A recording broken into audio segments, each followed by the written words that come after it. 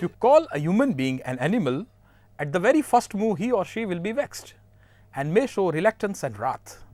But the same thing if you euphemistically frame it in the statement, man is a social animal, oh, he is quite comfortable with his animal instinct. This is because the word social comes into limelight. Of course, socialism is evolved to its zenith amongst us, but it is not an exclusive characteristic to human race. Long before the advent of mankind on earth, this behavior was very well shown by insects, the most successful group of organisms of all times. And in that too, there are some paragons of sociality, and very common to us, they are honeybees, ants and termites. Socialism and social life in insects is discussed in details in the rest of the program.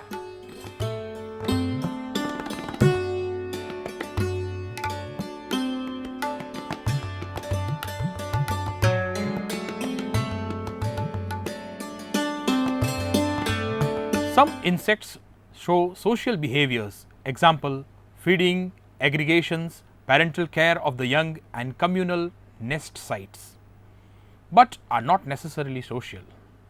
In a broad sense, any insect that interacts with another member of its own species could be called a social insect, but as a rule, entomologists do not regard these behaviors as sufficient justification for clarifying a species as truly social, that is eusocial.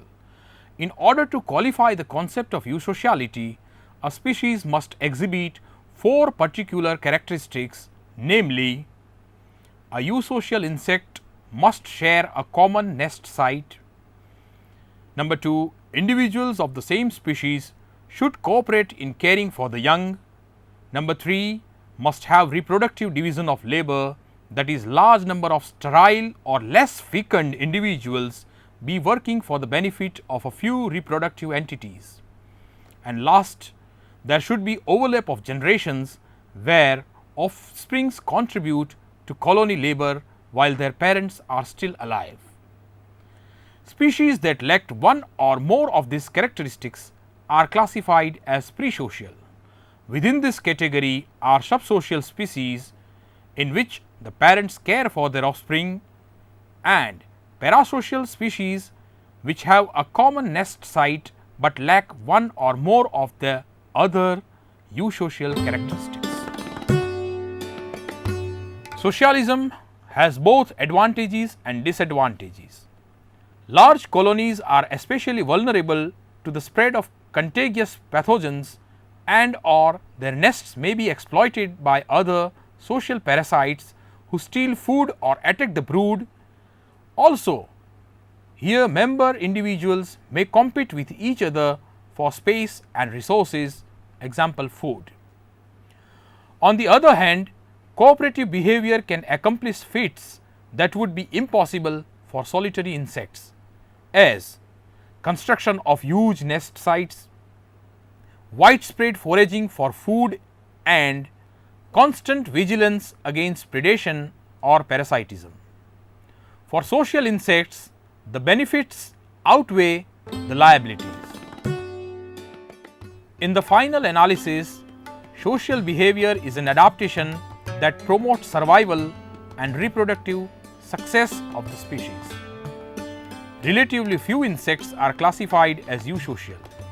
The distinction is limited to only 2 groups.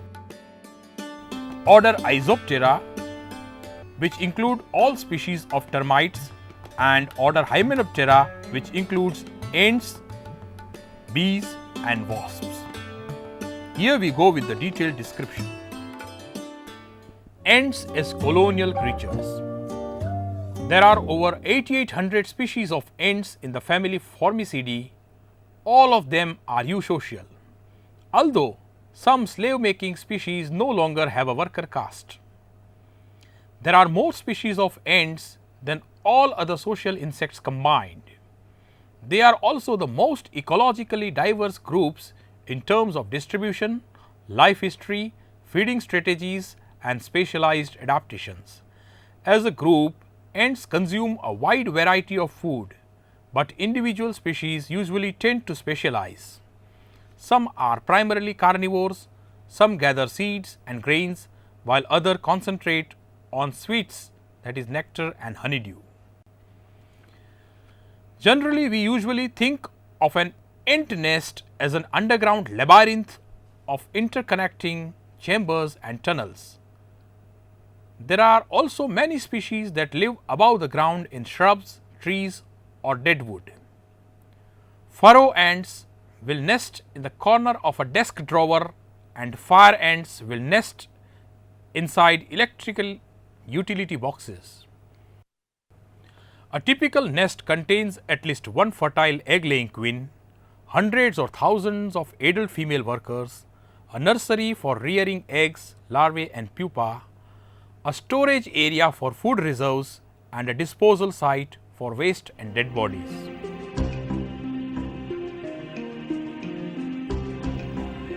Types of ants. With more than 8,800 described species, ants are amongst the most ecologically diverse of all social insects. Harvester ants. They usually live in an arid environment and feed primarily on seeds. Many species build elaborate underground nests that may reach depths of 6 feet or more. Army ants. They are nomadic predators that do not have permanent nests. They include legionary ants, which live in South America, and driver ants, which live in Africa. Slave making ants. These raid the colony of other species and steal worker larvae and pupa. Once the slaves mature, they work for their owners until they die. Leafcutter ants, also known as parasol ants, are gardeners. They chew up plant leaves into a pulp and use it to fertilize a fungus that grow for food in underground gardens. Weaver ants. They build nests in trees. Workers interlink their bodies, pull branches into position and tie the leaves together with silk spun by their larvae. Honeypot ants. They feed on honeydew excreted by aphids. Some workers engorge themselves with food reserves until their abdomens swell to the size of marbles. Fire ants. They are invasive species with a very painful sting. They respond aggressively to any disturbance of their nest. Thief ants are very small. They raid the food supplies of larger ants and then escape through tunnels that are too small for the bigger ants to enter. Carpenter ants build their nests in wood. Unlike termites, they do not eat the wood, but they may still cause serious damage to the homes and other wooden structures. Founding of colony. Most new colonies are founded in late spring or early fall after an annual swarming in which hundreds or thousands of winged ants, virgin males and females, emerge from the nest and fly into the air for the purpose of mating. After returning to the earth from its nuptial flight, the male wanders off and dies. The new queen sheds her wings and squats around for a suitable home site. She lays a small clutch of eggs and cares for them until they mature into her first batch of workers, all females. Thereafter, the queen devotes herself to laying eggs while the workers forage for food, care for the young and enlarge the nest. In some species, each nest contains only a single queen, that is monogyny, while other species may have several queens living together peacefully in the same nest and sharing in egg production, that is polygyny. In single queen colonies, all of the workers are sisters, so there is a selective advantage for mutual cooperation. Death of the queen will result in the death of the colony because the workers have no way to replace their queen. In multiple queen colonies, the death of the single queen has less impact. New queens may be adopted or adjacent colonies may join together. Colony survival is maximized at the expense of individual queens who gain no selective advantage if their own daughters are rearing the offsprings of another queen. In some ants, all workers are similar in size and appearance, but in other species, workers may vary in size and some individuals may have physical characteristics that make them more suited for some jobs than for others. The smallest individuals, sometimes called as minors or minims, generally work inside the nest, caring for the queen or feeding the larvae. Larger individuals may forage for food or enlarge the nest. The largest ants, called majors or maxims, often have huge mandibles and powerful jaw muscles. They often serve as soldiers, standing guard at the nest entrance, protecting foragers from predation or defending the colony from raids by other ants. Regulation of ant colony. Pheromones play an important role in social organization of an ant colony. Alarm, appeasement, social cohesion, recruitment and trail marking pheromones are amongst the list of semiochemicals that have been reported in ants. Each colony also has a distinctive taste or odor which members use to identify nestmates and exclude invaders. Regulation of caste is not well understood. Apparently, all female eggs are identical when laid.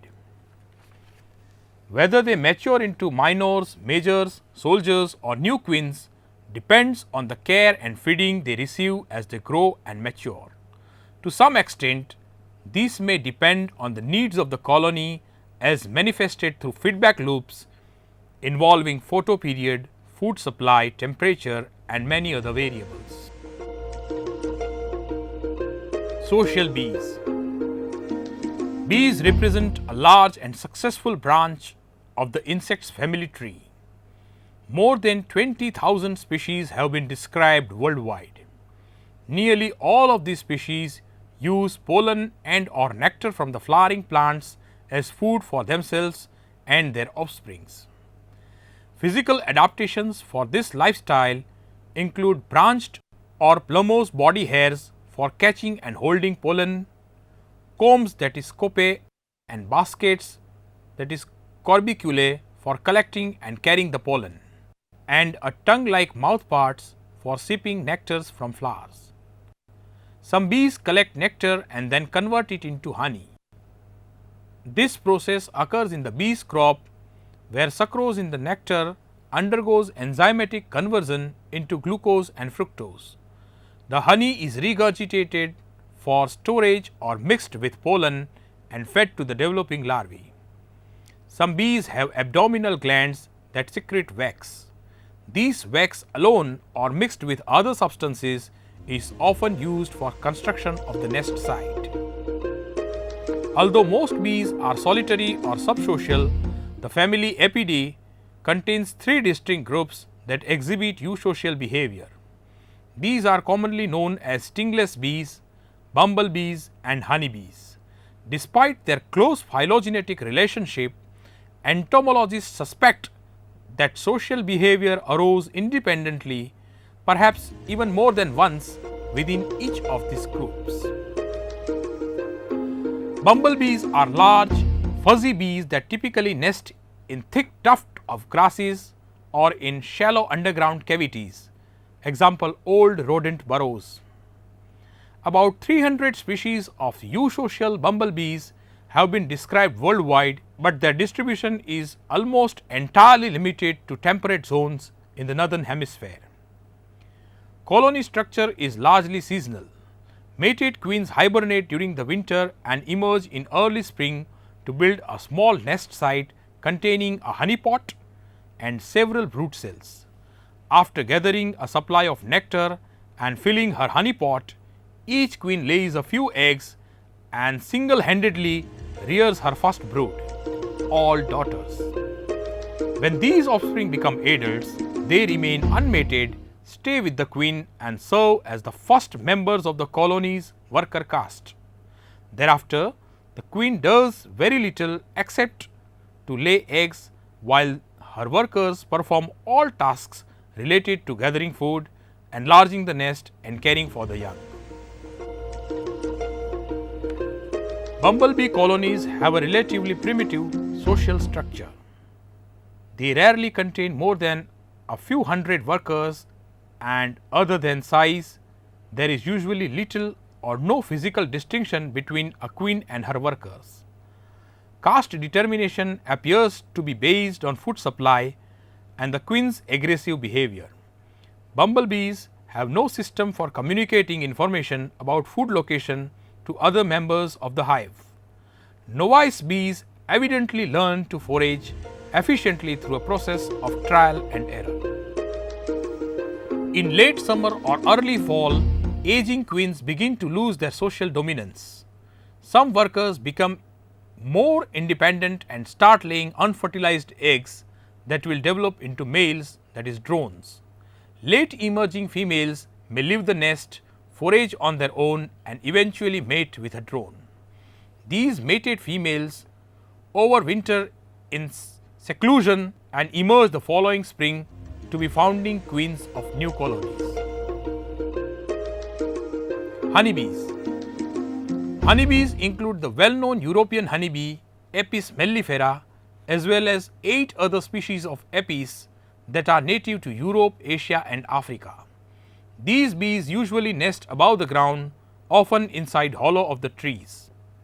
They construct vertical wax combs with individual hexagonal cells for storing honey and rearing the brood. Each hive is ruled by a single queen whose only job is to lay eggs. Workers are adult females, daughters of the queen. They perform all housekeeping chores with the hive, search for nectar and pollen, produce wax and honey, feed the young and protect the hive against enemies. Adult workers live for about 6 weeks during the summer, but queens may last for several years. During cold winters, the bees cluster together, feeding on stored food reserves and sharing their body heat. Social caste is determined mostly by the diet an individual bee receives during larval development. Normally, workers feed their larvae royal jelly, a nutrient-rich glandular secretion, for the first few days and then switch to a less nutritious diet of bee bread, a mixture of honey and pollen. Larvae destined to become the queens, however, are reared in spatial larger brood cells and fed a diet of royal jelly throughout the entire duration of larval development. Males, that is drones, develop from unfertilized eggs. Their only function is to mate with the virgin queens. Regulation of the colony. A queen controls the social organization within her colony by means of a pheromone secreted from her mandibular glands. Workers lick this pheromone from the queen's body and pass it to nest mates during the exchange of food, that is trophalexis. Queen pheromone maintains tranquility within the hive and inhibits ovarian development amongst workers. When the queen dies or falls or fails to perform adequately, she is replaced by a new queen reared from within a hive. Each colony therefore has a potential to become perennial, that is to endure beyond the lifespan of the founding queen and her workers. Mature healthy colonies may grow to include as many as 80,000 workers.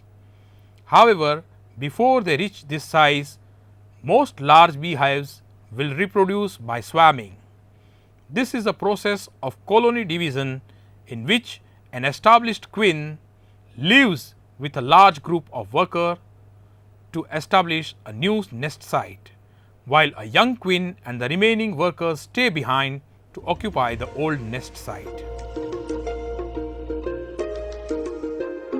Communication among the members of the colony. Honeybees use a variety of signals to communicate with nest mates.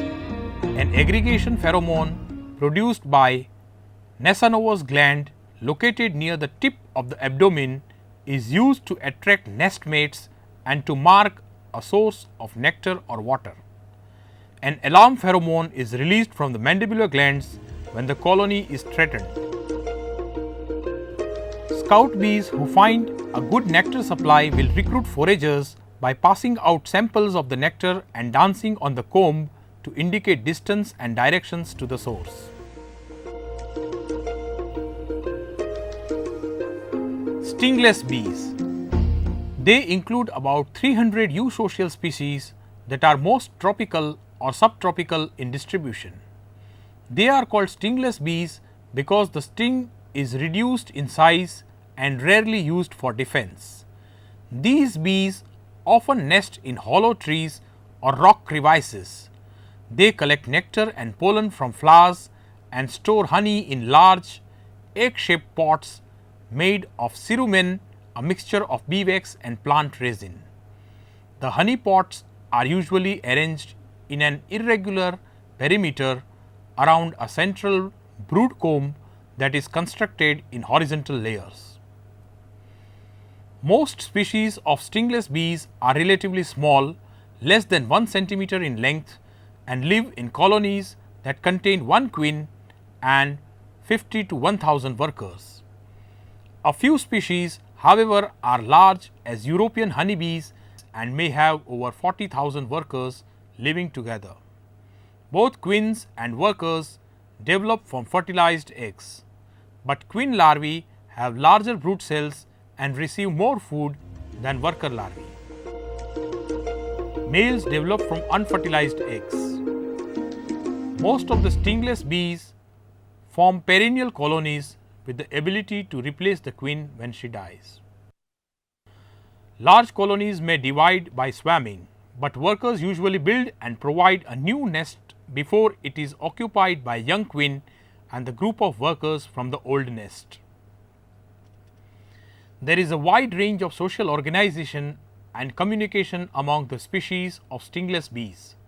Some produce low frequency sound vibrations to alert nest mates to a new nectar source, while others mark vegetation in an order trail for recruits to follow, and still others enlist a group of foragers and guide them back to the food source. In tropical habitats, stingless bees have co-evolved with flowering plants since the Cretaceous period, and these bees are now essential as pollinators for many native plants. Conservation efforts are needed to protect both the plants and the bees from habitat destruction.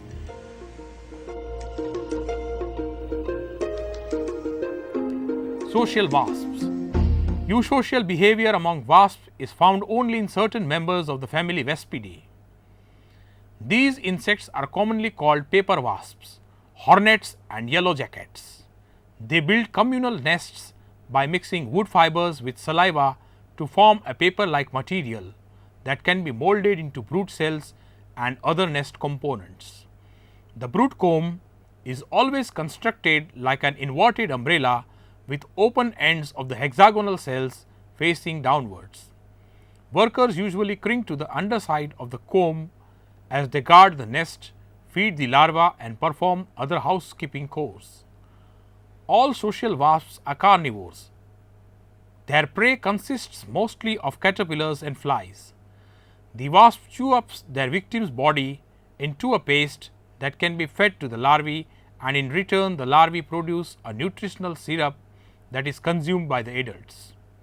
A small colony of 200 yellow jackets may kill and eat about 5,000 caterpillars over the course of a summer.